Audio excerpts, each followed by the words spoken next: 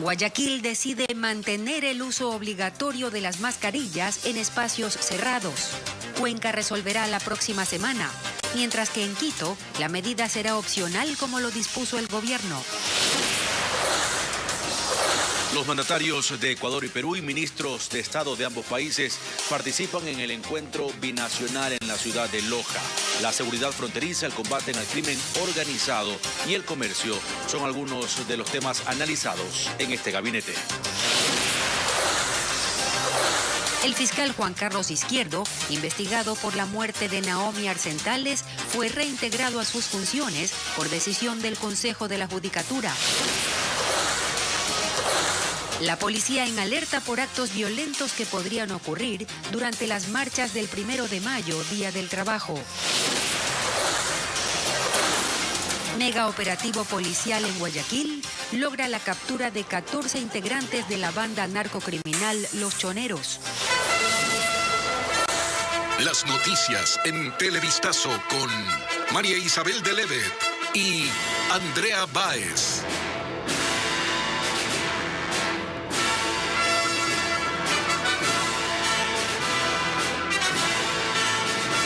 Amigos, buenas tardes. Empezamos con las noticias destacadas. El COE Metropolitano de Quito declaró a la ciudad en alerta epidemiológica blanca por el bajo índice de contagios de COVID-19 y decidió acoger la disposición del COE Nacional que retiró el uso obligatorio de mascarillas. Hola, Andrea. ¿Qué tal, Marisabel? Amigos, buenas tardes. Sin embargo, hay ciudadanos que afirman que seguirán utilizando la mascarilla. Fabiola Santana informa que en otras ciudades como Cuenca, esta medida se analizará después del feriado. Desde este viernes, Quito pasó de nivel de alerta epidemiológica amarilla a blanca. Lo resolvió a tempranas horas el COE Metropolitano, que dejó sin efecto un comunicado y se acogió a la decisión del COE Nacional sobre el uso de mascarillas en espacios abiertos o cerrados de forma opcional. Se ha establecido una alerta blanca, donde vemos que el descenso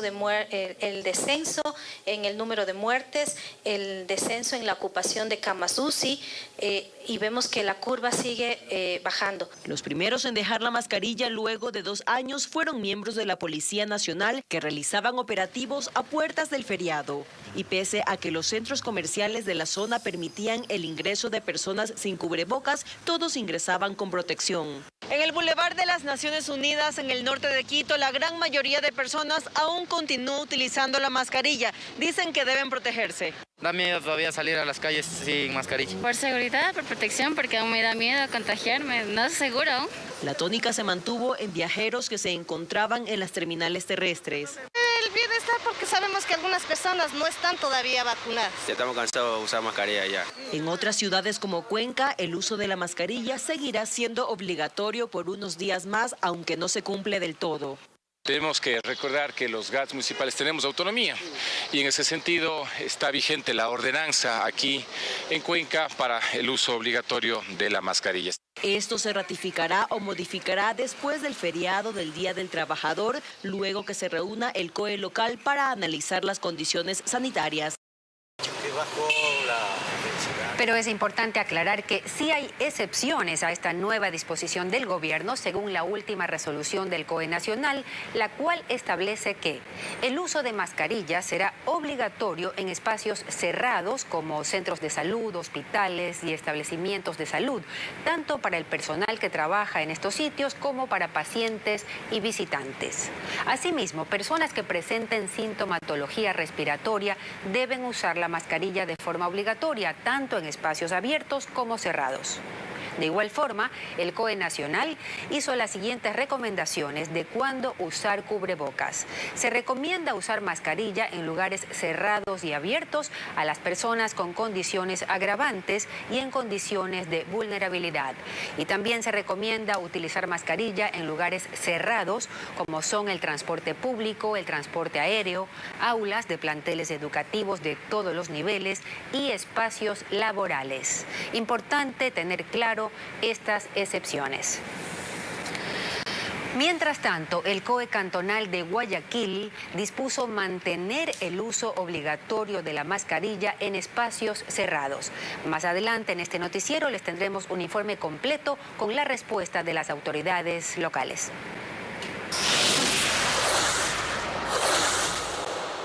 Los presidentes de Ecuador y Perú, Guillermo Lasso y Pedro Castillo, se encuentran en Loja para participar del 14º Gabinete Binacional. William Young viajó hasta la localidad y sigue de cerca la agenda de ambos jefes de Estado. William, ¿cuáles han sido las primeras actividades? ¿Qué tal, compañeros? Buenas tardes. Aquí en el Teatro Bolívar, en el centro de la ciudad de Loja, se realiza el 14º Gabinete Binacional de Ecuador y Perú. El presidente del vecino país, Pedro Castillo, llegó esta mañana a nuestro país, al aeropuerto de Catamayo, a unos 20 minutos de esta localidad. Ya acá en la ciudad de Loja, el presidente Guillermo Lasso se adelantó con algunas actividades, principalmente un encuentro con la alcaldesa de esta ciudad.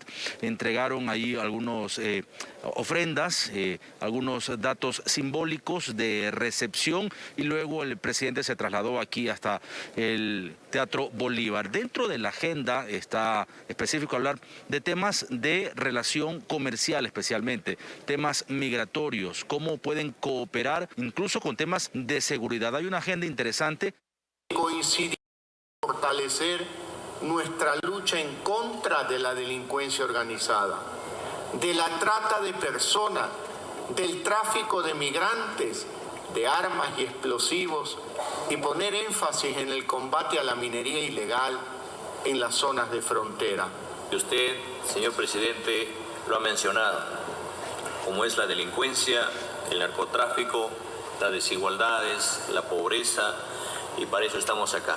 Varios de los ministros de Estado, tanto de Ecuador como de Perú, han ingresado ya desde temprano a este teatro y tendrán mesas de diálogo, tendrán algunos encuentros para debatir temas específicos y luego se espera que ambos presidentes den declaraciones conjuntas sobre los alcances o los acuerdos logrados durante este 14º encuentro binacional. Nosotros aquí desde Loja tendremos más información en nuestras próximas emisiones de Televistazo. Buenas tardes. Gracias a William desde Loja sobre este encuentro entre los presidentes. Y ayer fue posesionado como nuevo ministro de Energía Javier Vera. El presidente Lasso firmó el decreto ejecutivo que designa a Vera y reemplaza a Juan Carlos Bermeo en esa cartera de Estado. Posteriormente mantuvieron una reunión junto a otros funcionarios para delinear el plan de trabajo del nuevo miembro del gabinete. Vera se comprometió en cumplir las metas del gobierno en el sector minero, petrolero y energético. Los obispos del país se pronuncian ante la complicada situación que atraviesa el Ecuador en materia de seguridad, economía y política. Mediante un comunicado, la Conferencia Episcopal destacó también la esperanza que anima al pueblo ecuatoriano, manifestada en actos solidarios y las masivas demostraciones de fe en los actos de Semana Santa. Monseñor Luis Cabrera, arzobispo de Guayaquil y presidente del organismo, dio a conocer los temas que preocupan a la Iglesia Católica, tales como la creciente pobreza y la violencia que enfrentan los ecuatorianos. La creciente ola de pobreza, de violencia e inseguridad que nos llena de luto y de dolor y crea un ambiente de miedo y desconfianza. La crisis política e institucional manifestada en la pugna de poderes y el vacío ético y jurídico que impiden vivir en una sociedad de justicia y equidad. Una cultura de muerte que impone leyes que nada tienen que ver con los valores de nuestra sociedad. Van en contra de la defensa de la vida desde la concepción, del respeto a la familia y del cuidado a la casa común, afectada por el extractivismo desmesurado, perjudicando a pueblos y comunidades. Los obispos de Ecuador nos comprometemos a continuar caminando junto al pueblo, a escucharlos y a ser partícipes de sus penas, gozos y esperanzas.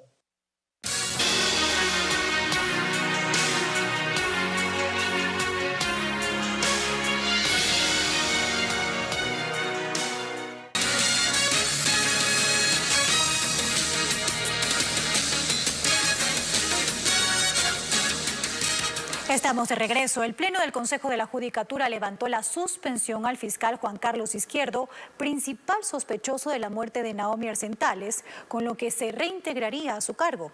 El informe disciplinario concluyó que no existen elementos suficientes para abrirle un sumario. Jacqueline Rodas con los detalles. Desde que encontraron muerta a Naomi Arzentales el pasado 12 de diciembre en un departamento en Manta, su familia señala a su novio, el fiscal Juan Carlos Izquierdo, como principal sospechoso del delito de femicidio. En inicio, fue suspendido por la entonces presidenta del Consejo de la Judicatura, María del Carmen Maldonado, quien el día de su renuncia revocó la medida. El nuevo consejo, con Fausto Murillo a la cabeza, volvió a ponerla en vigencia, pero ahora, por unanimidad, el mismo pleno levanta la suspensión y Juan Carlos Izquierdo puede reintegrarse a su cargo. Así lo dio a conocer el abogado de Sara Sabando, madre de Naomi. Ya el Consejo le levantó la suspensión que tenía de sus funciones, pero nosotros seguimos aportando esos elementos, independientemente de que se trate de un fiscal en funciones que ya el Consejo de la Judicatura debió haberlo destituido. Explíqueme, ¿por qué tienen que estar ayudando a ese maldito criminal? ¿Por qué no me ayudan? La defensa de Izquierdo también confirmó la noticia. Él debería estar reintegrado como fiscal. Yo lo que le sugerí es que él pidiera que fuera en una unidad que no fuera multicompetente, sino en cualquier otro aspecto, incluso en otro cantón, hasta por razones de seguridad. Consultamos al Consejo de la Judicatura los motivos de su decisión. En respuesta enviaron la resolución en la que explican que una medida preventiva no puede durar más de 90 días y que el informe enviado por la Dirección Provincial de Manabí concluye que aún no existe sentencia en firme en el aludido proceso penal por encontrarse en etapa de investigación previa. Implica que no contemos con los elementos de convicción necesarios para recomendar a la instrucción de un eventual sumario disciplinario en contra del servidor investigado. Entonces se archivó el caso y el Pleno decidió revocar la medida preventiva de suspensión del ejercicio de funciones del servidor judicial, abogado Juan Carlos Izquierdo Cedeño, agente fiscal de la provincia de Manabí. Según la defensa de Izquierdo, el reintegro a su cargo aún no se ha ejecutado. La policía advirtió sobre eventuales incidentes y actos violentos en la marcha que se va a realizar el próximo domingo 1 de mayo por la conmemoración del Día Internacional del Trabajo. El mando de la institución exhortó a los manifestantes a que realicen una marcha pacífica y se evite daños a los bienes públicos y privados. Paul Romero con más. Ni Lazo ni Correa. La marcha del próximo domingo, convocada por los sindicalistas y otras organizaciones sociales por el Día Internacional del Trabajo, podría ser violenta. El mando policial alertó este viernes sobre la existencia de mensajes en redes sociales que incitan a generar caos e incidentes. Para enfrentar con violencia y fomentar el caos en las actividades de los manifestantes, la policía pide paz y tranquilidad, pero ante actos violentos haremos uso progresivo de la fuerza amparados en los instrumentos internacionales. La tradicional marcha del 1 de mayo, según sus organizadores, tendrá la consigna que se vayan todos. Rechazo al gobierno, a la asamblea y otras funciones del Estado. Pese a la información sobre eventuales incidentes, las calles del centro histórico de Quito no serán cerradas. No se colocarán vallas ni obstáculos en las zonas de recorrido establecido, con el fin de mantener una libre circulación. Además, la policía anunció un plan de seguridad a escala nacional para los 3 días de feriado que empieza este viernes. Aproximadamente 50.000 policías que estarán dispuestos por turnos para cubrir este feriado del Día del Trabajo. La policía realizará controles en carreteras, playas y otros lugares turísticos. La Comisión para investigar a Guadalupe Llori se instaló en medio de las críticas del oficialismo e Izquierda Democrática sobre su legitimidad. Mientras quienes apoyan la nueva mesa piden incluso que ésta evalúe el resto de autoridades legislativas, retomando la denuncia en su contra que quedó en el limbo. Patricio Díaz nos detalla qué sigue en este proceso. El presidente de la comisión que investigará a Guadalupe Llori dice que espera los documentos completos de la denuncia contra la asambleísta para hacer así una nueva convocatoria a los miembros de esta mesa y dar trámite al proceso. Nos comprometimos a trabajar sin considerar días feriados, fines de semana, etcétera. De manera que podemos hacer la primera sesión en cualquier momento y en cualquier hora. Pero las críticas contra la comisión continúan.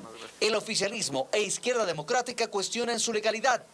No forman parte de ella a pesar de ser bancadas reconocidas formalmente en la Asamblea. No cuenta con legitimidad por cuanto la Izquierda Democrática, el partido también de la bancada de Creo, no han determinado quiénes serían sus representantes directos en quienes conformarían esta comisión. Entonces ha sido más bien impuesta. Escogieron tras bastidores, a dedo, asambleístas que ya tienen en mente un resultado final. Del lado de quienes piden la destitución de Llori defienden la comisión.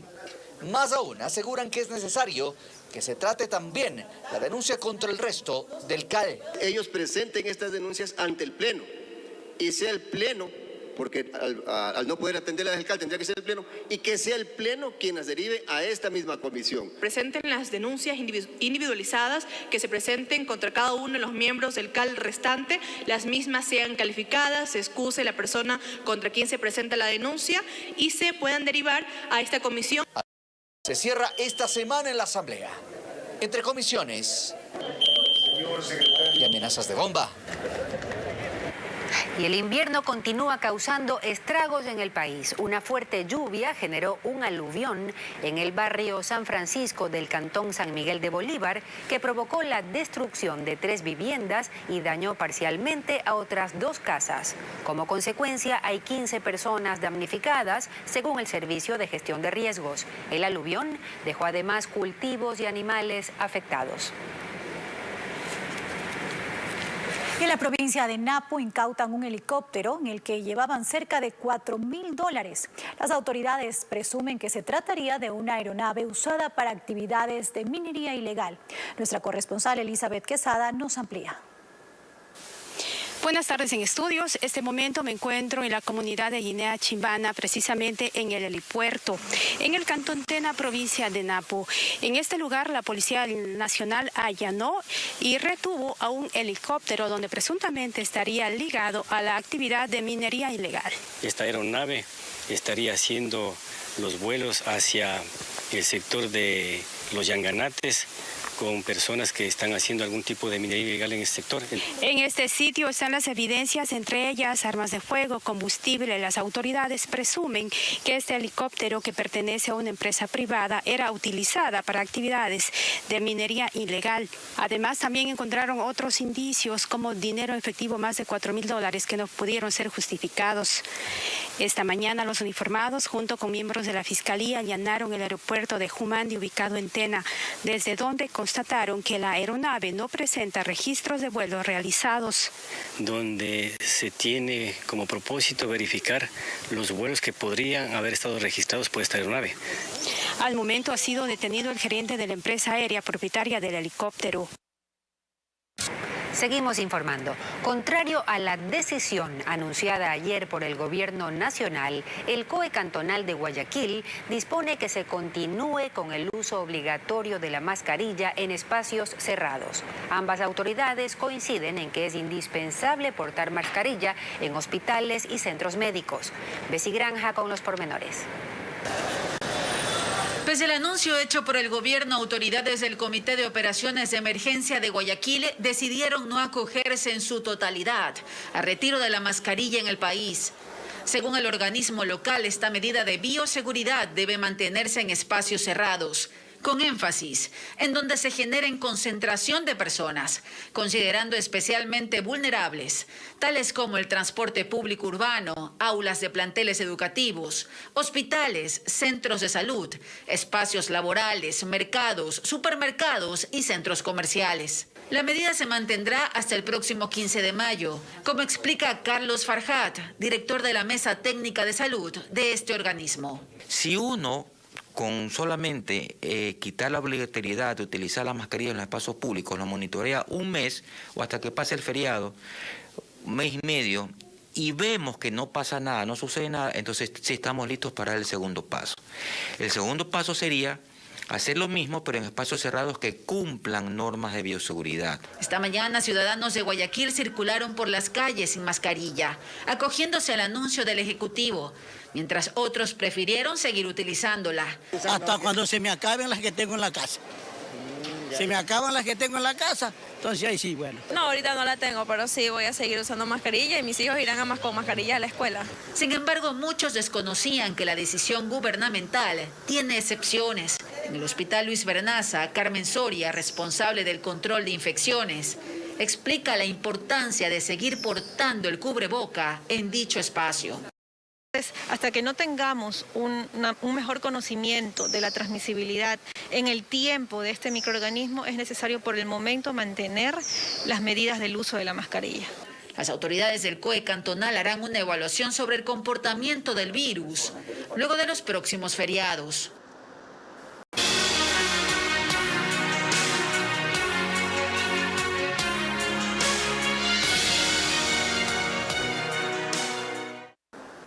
Cambiamos de tema. La policía investiga el asesinato de un hombre registrado esta mañana en el barrio Cuba, en el sur de Guayaquil. La víctima, identificada como Iván Arteaga Flores, de 55 años, fue sorprendida por dos sujetos que llegaron hasta su puesto de venta de carne y le dispararon en al menos 3 ocasiones.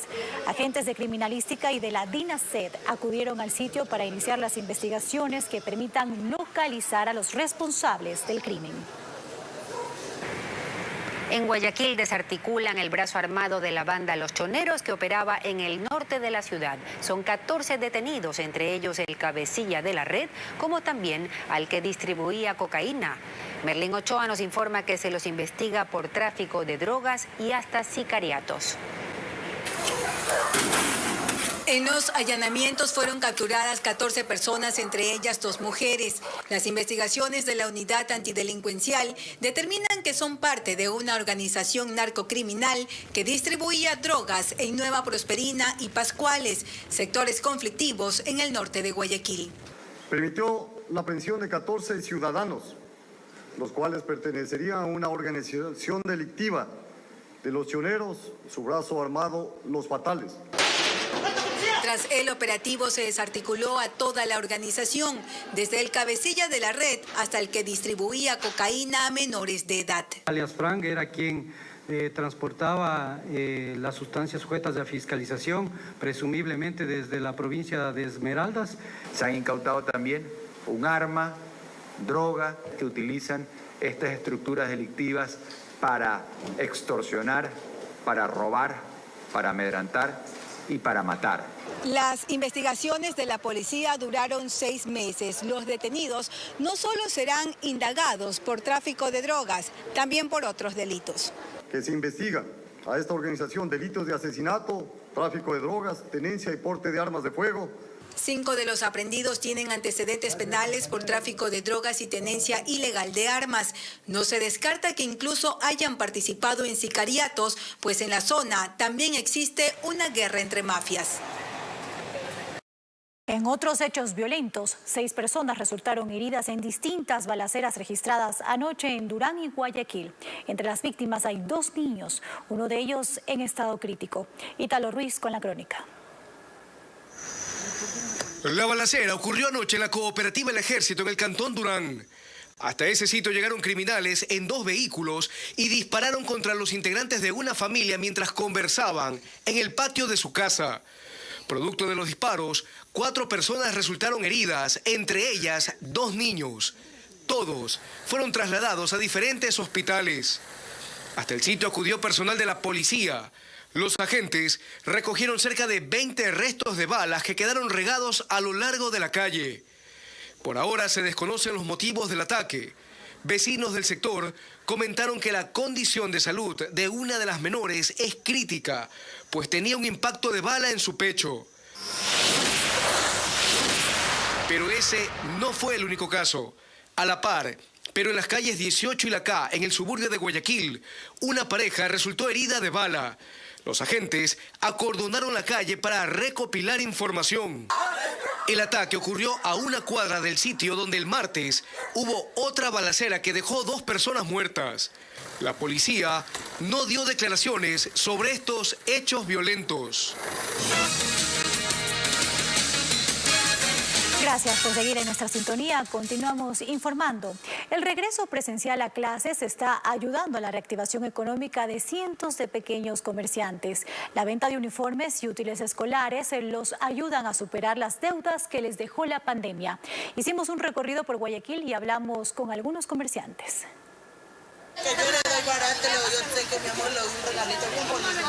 Los comerciantes no quieren, no pueden dejar pasar la oportunidad. Llevan 2 años con restricciones, con aforos, con pérdidas. Estamos endeudados hasta la coronilla. Por eso ahora, cuando ven sus locales llenos de padres de familia en busca de útiles escolares, respiran con un poco más de tranquilidad. Estamos empezando bien el negocio, más que nada la reactivación. Y no es solo su percepción o la de su sector. Estamos contentos porque el comercio se ha reactivado. La realidad es que el comercio sí se está reactivando. Yo creo que hay señales positivas. En la Cámara de Comercio de Guayaquil saben que lo que se perdió en pandemia fue astronómico. Se perdieron más de 30.000 millones de dólares en ventas, lo cual obviamente es un golpe durísimo. Solo en el sector comercio fueron un poco más de 12.000 millones de dólares. Pero ahora esto que se ve en las calles, movimiento, clientes, ventas, también se traduce en cifras. Escojamos un indicador, las ventas. Estamos ya a niveles de prepandemia. Ahora, faltan sectores de irse recuperando y volviendo a la normalidad del 2019. Uno de esos es justamente el sector de útiles escolares, pues que obviamente por las clases online pues habían sido de una u otra forma golpeados también. Y no solo es la venta de útiles, sino también de uniformes y de todo lo que tenga que ver con el retorno a clases. Nos hemos quedado estancados un tiempo, pero llegó el momento ya de movilizarnos todos, no solamente nosotros por comercio, sino realmente a nivel de todo, ¿no? Esperan que no haya más sorpresas porque saben que la pandemia aún no termina, pero por lo pronto están vendiendo y les alegra que ahora ya no se hable de confinamiento, sino de reactivación. Es viernes y tenemos una nueva entrega de Ecuaterra y continuando con el tema del consumo del plástico, conoceremos cómo podemos reutilizar las botellas, principales contaminantes del medio ambiente. Carla Delgado nos contará enseguida sobre el mecanismo de elaboración de bloques de construcción que aportan a la conservación, del cual también podemos ser parte. Carla, adelante. Amigos, bienvenidos a Ecuaterra. Millones de botellas plásticas son desechadas en el planeta a diario. Una situación compleja si tomamos en cuenta que cada una tarda unos 450 años en descomponerse. Así el plástico es uno de los mayores contaminantes del ambiente. En el país ya hay una empresa que busca la forma de reutilizarlas. Los visitamos y nos sorprendimos los usos que se les puede dar si reciclamos. Veamos.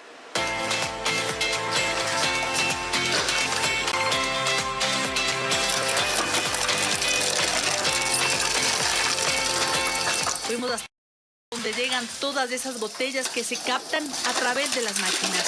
Y aunque nos parecieron muchas, es apenas una mínima parte de la gran cantidad que se desecha. Marcelino, el creador del proyecto, dice que era urgente buscar la manera de reciclar. Más aún si las investigaciones advierten que cada botella de plástico tarda unos 450 años en descomponerse. Y si no está en la intemperie, la cifra se aproxima a los 1000 años. Cada una, cada botella. Por eso nosotros somos una empresa de economía circular. Sacamos las cosas que contaminan y les damos una nueva vida para que puedan ser utilizadas en el mercado de nuevos productos. Solo en Quito se desechan 1.700.000 botellas de plástico al día.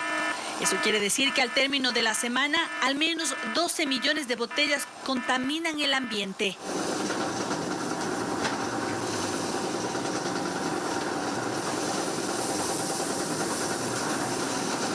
Por eso pensaron en que triturándolas serían más útiles.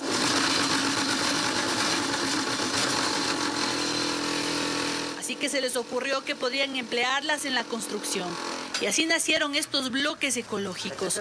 Mezclaron arena, cemento y por supuesto el plástico. Cada bloque contiene al menos 32 botellas. Y tenemos un bloque de altísima calidad ya que el plástico permite que sea un poco elástico y nosotros tenemos una resistencia mayor que el bloque normal. De esta manera contribuyen con el medio ambiente, una idea que sin duda debería ser replicada. Hay quienes de forma consciente entendieron que había que encontrar soluciones para reciclar todo ese plástico que acumulamos de forma descontrolada. Seguramente alguna vez observamos estas máquinas en la vía pública o en las estaciones de bus. Según las instrucciones, si colocamos una botella nos devuelven 2 centavos. Esto es un impuesto redimible de botellas que existe. Cada uno de nosotros podría reclamarlo. Lo que hace el equipo es devolver ese impuesto para que la gente se incentive a reciclar. El equipo capta la botella, la contabiliza y también genera datos. Nos permite a nosotros saber exactamente qué tipo de botella, qué tipo de marca, qué tipo de líquido se está consumiendo y se está reciclando en los diferentes puntos de la ciudad. Ritubod es la empresa que está detrás de este proyecto. Desde hace 5 años se ha enfocado en disminuir la contaminación producida por la emisión de botellas plásticas en el país. Su meta es reciclar unas 250.000 botellas al día solo en Quito. Cada minuto se vende 1 millón de botellas de plástico en el mundo. Los humanos nos resistimos a dejar de lado costumbres nocivas que sin darnos cuenta nos están sumergiendo en una situación sin salida. Está comprobado que el 40% de botellas que utilizamos son de agua. ¿Por qué no desde hoy llevamos termos y los recargamos en lugar de seguir comprando botellas de plástico? La reutilización de desechos es solo una de las soluciones a los problemas ambientales a los que hoy nos enfrentamos. Eso es todo por hoy en Ecuaterra. Nos vemos el próximo viernes con una nueva entrega. Ecuaterra.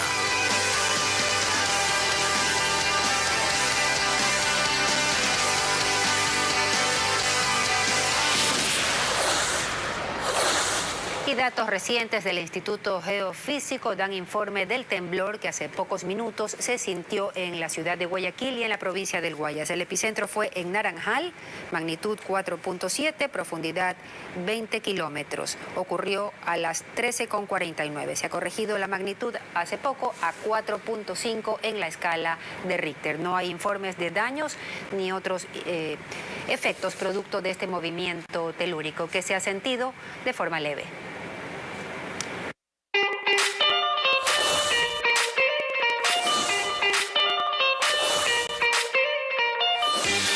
Opciones para el feriado.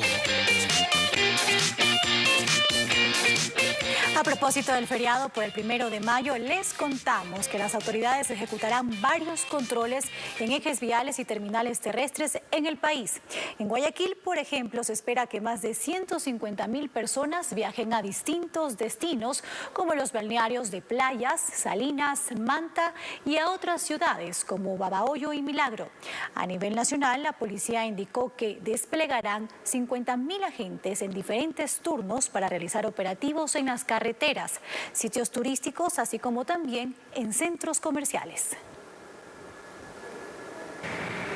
Y si de conectarse con la naturaleza se trata, el glamping es un nuevo estilo de hospedaje en tendencia. Es una opción de alojamiento que queda, por ejemplo, en el Cajas, provincia de La Suay, que desde Guayaquil está a 2 horas y media de manejo, mientras que desde Quito a un poco más de 8 horas con 30 minutos. Conozcamos de qué se trata esta opción turística. Es difícil encontrar un punto medio. Por un lado están los que disfrutan acampando, pero las comodidades de un hospedaje tradicional, una cama, una ducha, aire acondicionado o calefacción. Y por otro están los que escogen un hotel, pero quisieran poder disfrutar del aire libre. Pues resulta que sí hay un punto medio. Lo llaman glamping. Como su palabra lo dice, acampar con glamour. Es una tendencia mundial a la que Ecuador también se suma. Este glamping, por ejemplo, está en el Cajas, a unos 20 minutos de Cuenca. Sus propietarios importaron estos domos desde Noruega. Los adecuaron con todas las comodidades y los ubicaron en un lugar privilegiado. Es todo bosque, todo árboles y una vista increíble a las estrellas, que es en la noche cuando está totalmente despejado. Hay una vista increíble a las estrellas e incluso se puede apreciar estrellas fugaces también. Pero no es solo la experiencia de acampar y ya. Aquí ofrecen actividades diversas a los visitantes, pesca, caminatas. En pocas palabras, existe de todo menos estrés. Hay un sendero para caminar, más o menos de un cuarto de hora, 20 minutos más o menos, con sus ríos, con sus cascadas. Por eso le pusimos el sendero. El sendero no es el único glamping en Ecuador. Hay otros en costa, sierra y oriente. Es cuestión de que usted elija el que más le guste y que se sume a esta tendencia de acampar, pero con glamour. Allí tienen una forma distinta de hacer turismo en plena naturaleza. Gracias, amigos, por su atención. Andrea. Sí, Marisabel, aquí despedimos. A las 19 horas, lo más destacado del día. Buenas tardes.